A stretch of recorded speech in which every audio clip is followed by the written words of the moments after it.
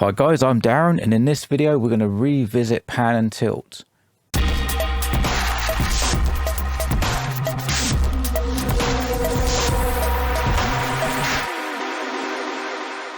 So I think with anything, if you learn something new and can improve things, you should share it.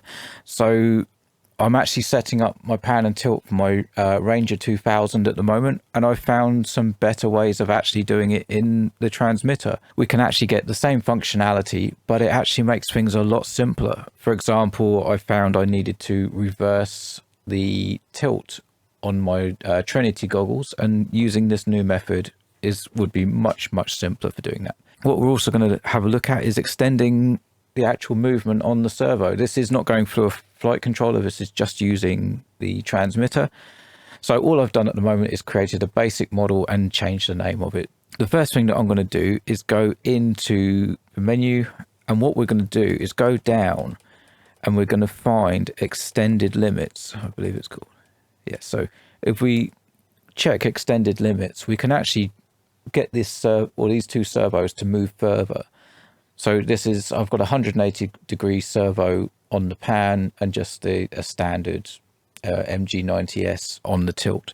So we'll be able to actually extend those limits by about 25% to just get a bit more movement out of them. So what I'm going to do first is set up to use the sliders.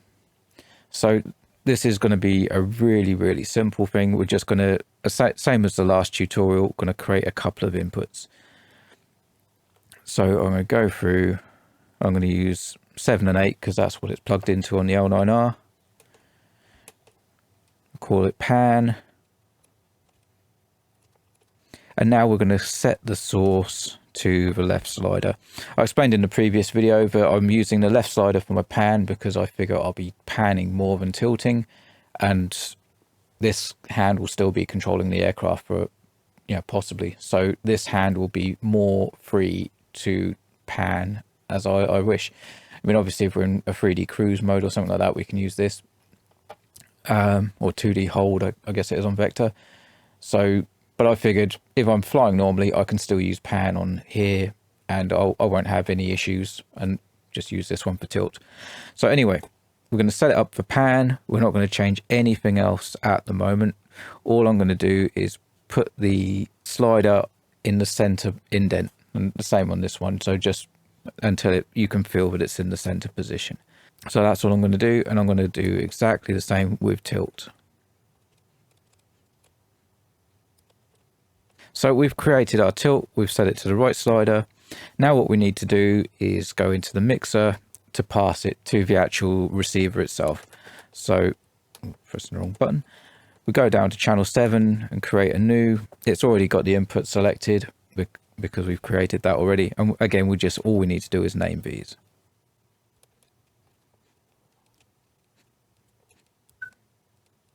So there we go, we've created our input. So now, pan's not working for some reason because I'm an idiot. There we go. So we now have our pan working on the left slider and the tilt on the right slider. So if we put these to the center indents, you'll see that it's not centered. So let's point that towards the camera, and the same on the side. I've actually offset the center on this one because I'm going to probably look down more than up. So the center position, I've done it so I can adjust it backwards so that straight ahead has less throw going up but more throw going down. So we'll get into that. But what we want to do now is, this is the full range at the moment. So if I do the pan, let's get it straight onto the camera, you can see from there to there, it's basically 180 degrees. And obviously it's off center because we can never get these servos centered correctly. If I moved it around another spline, it would just be offset the other way. So what we can do is actually increase. So if I get back to the input selection, we're going to now go to the outputs. So 7 is our pan, and what I'm going to do is adjust the minimum and maximum sub trims. Now if you don't click that extend limits you can't adjust these beyond minus 100 and plus 100. But because we've done that, we can take it down. Now, on this particular servo, it seemed to work to about 129.9 before it stopped accepting the commands. But I'm going to set it to 120. I'll just do 127.5. So we've gained 27.5%. Okay, so just to demonstrate again on the pan, let's tilt that so that it's straight onto the camera. You can see it now goes around quite a bit further. And it's not binding. If we see, that might be a little bit too far, because you want it so that if you put the switch straight there, it works. So let's reduce that down to 125. We're still gaining, so it's not gonna hurt. I know 125 actually worked fine. Right. So again, now you can see we've still got the extra throws, and moving this slider to the extremes just goes straight to that new position. Right, so we can do that with both the pan and the tilt. So I'll just get that done for the tilt quickly. So now we have more range also on the tilt. Just obviously be mindful of your tilt and make sure that it's not going to smash into the bottom. With this, it's actually clear all the way around, so that's fine. But as you can see, the centers are still offset. Now, you may think that the best place to adjust the center is with this, let's get to it, this ppm center midpoint. But that's not actually the case, because if you move this, it actually adjusts these as well, which we don't want to do that. We don't actually want to adjust the output at all. So what instead we're going to do is we're going to create a curve to set the center point. So if we go over to curves, we'll do one for the pan. We just want a standard curve, 3 points. And we're going to set the extremes to the extremes to get the full movement. And what we will do is come back and adjust the center point. At the moment, it won't do anything because we haven't assigned it to a mix. So what I'm going to do is just go back to the mixes so we can see this working. Now, in the original tutorial, I actually assigned it to the inputs, but I'm doing it on the mix because if we want to reverse the head tracker, we can just reverse it, the weight in the input, and it will come through to the mix and it'll be fine. So I'm going to go in edit. We're going to add a custom curve. This one will be pan. And this one, we're going to do the same. It will be called tilt eventually, but at the moment we haven't named it, so it will just be CV2.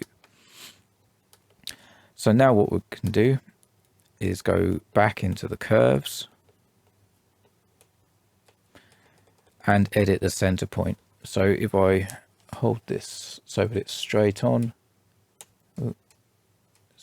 click enter, and then we can adjust it so that it's straight.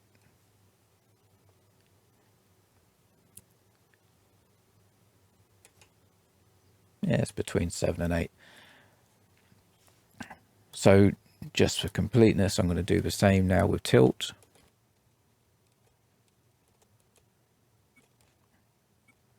So obviously it would be better to adjust this on the model itself, but let's just do it on the bench anyway. So I think it's tilted like that slightly on the model, so I guess about there it's going to be center. As I say, do it on the model. You know, you could even adjust it in flight just to get it dead level. So now we have a pan that's got more movement and will always center, and the same with the tilt. Now, if you wanted to smooth out this movement, you can add expo. And one of the reasons, and where you'd set the expo is actually on the input. And the reason I've done it on the input is firstly because you can only really have one curve or expo type, but also because you may want to have a different amount of expo whether you're using the head tracker or the sliders. So having it on the input, you can actually have different amounts. At the moment, we have our basic system set up and it all centers correctly. But what if we wanted to turn it off? If you remember in the tutorial before, I used this switch here to turn it off, and we're going to do the same thing again. So what we're going to do is go back to the inputs, and I'm going to do exactly the same as what I did last time. I'm going to copy each of those, and the top one I'm going to put as an off position. But what we're actually going to do is we're going to lower the weight to 0. We're going to set this to use max. So no matter where it is, it thinks it's at max, which is set to 0, which is the center position, which is our center position. And then we're going to put our switch in this position. Okay, so when we're up, we're switched off. If I switch it down, the pan will work. Switch it off, and it centers exactly where we want it. And we'll do the same with the tilt. So if I tilt it up, we'll get a visual representation.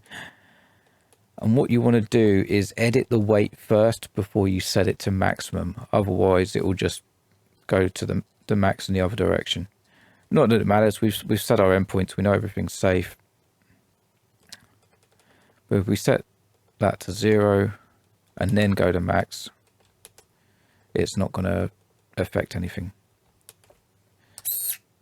So we put that in our off position. So we come out, we have on and off, which off, again, everything is centered as we liked. So the other thing to add is obviously our head tracker. So what we can do is just copy this one again and this one, and we're going to edit the middle one. And we set the inputs to trainer. So on the Fat Shark Trinity, channel 5 is pan. So we set that to channel 5. And we want our switch in the middle position. Obviously, I've got nothing connected at the moment. That's why it's still working off of the slider, which was, yeah, an advantage of that system. If the head tracker is not connected, so these two are if the head tracker is not connected, it falls through to the slider position anyway. So again, we'll edit this one here. We'll put this on trainer 6. And we set our switch to the middle position. And like I said, if you do want to have roll as well, that will be channel 7 on the Trinity head tracker. Other head trackers, I think these Sky Zones, it's on something like channel 7 or 8 or 9. But all you need to do is change the trainer port channel of what the goggles are sending, or the head tracker module is sending to your transmitter. So you can have it on any channel you want in the transmitter and mixer. You just need to adjust this trainer port channel to what your head tracker is outputting. Right, so what I'll do is I'll plug in the head tracker. So let's get the goggles plugged in. So there we go, trainer signal. And if we hold down the button on the top, double beep, the head tracker is now on. So we can see the pan is working the correct direction, but the tilt is actually backwards. So what we can do is go into the tilt, edit, and reverse the weight. So now the tilt is working the correct way. And again, I think you press it once and it centers. And obviously it's hard to show because I'm just holding this with my hands, but if I press the button quick to center, you can see it centers back to the exact center position that you set in the mixer. I'm actually doing the tilt here. I want to be looking at the pan, try and get it to stop moving.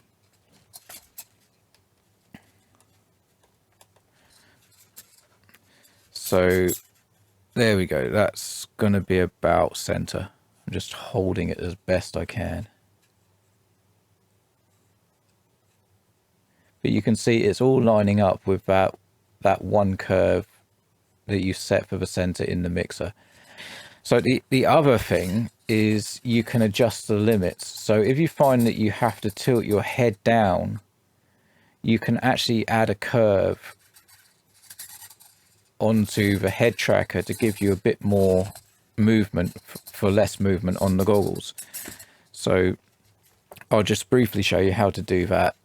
So I found it on the tilt, the pan was absolutely fine. So if we exit out of here, and we're going to go through and create a second curve.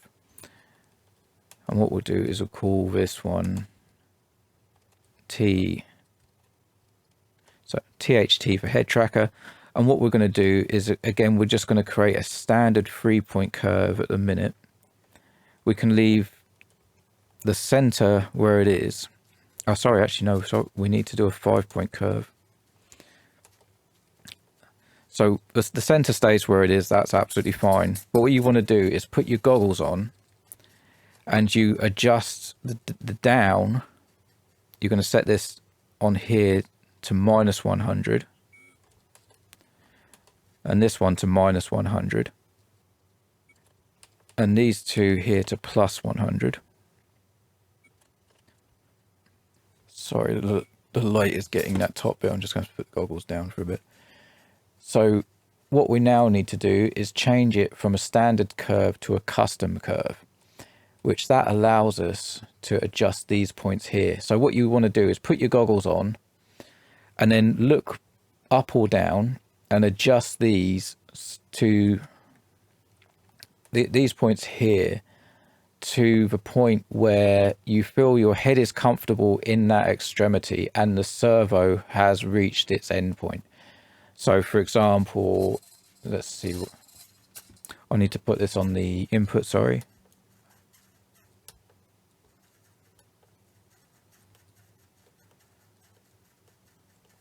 So let's add this to the tilt input that we're using. So it would be this one here.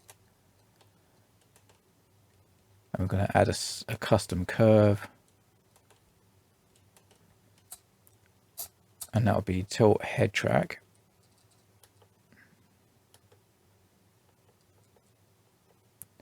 And now we can edit it. As I say, we want to adjust these points here. So you'll need to play about with which way it is. So if we look down, for example, sorry about the pan, it's been a pain in the ass. So that is actually adjusting the up.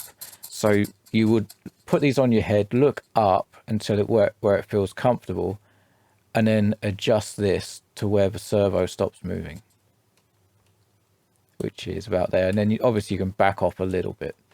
And then we'll do the same with down. We adjust this one here. So say there is comfortable on your head, you can actually adjust this one's point until the servo stops moving and then come back a little bit. So now we have our 5 positions. You can see it looks a bit weird, and it does mean that it's quite quick now, but it means that also your head doesn't have to move to really uncomfortable positions to get the camera where you want it. But what we can do is add another 2 points and then change it to smooth. Then what we can do is adjust these points here as your expo positions. So if you want it to be a bit smoother in the center before speeding up, you can adjust these to get the feel just right. So you would just play about with these. So go up to make the curve in the middle slightly flatter.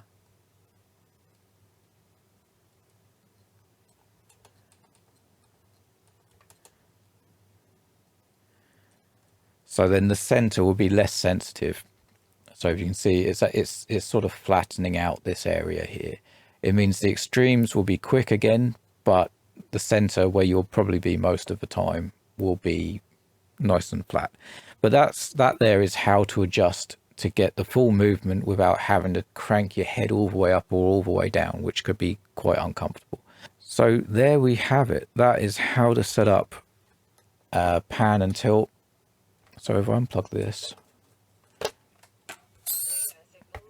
it's now gone back to these.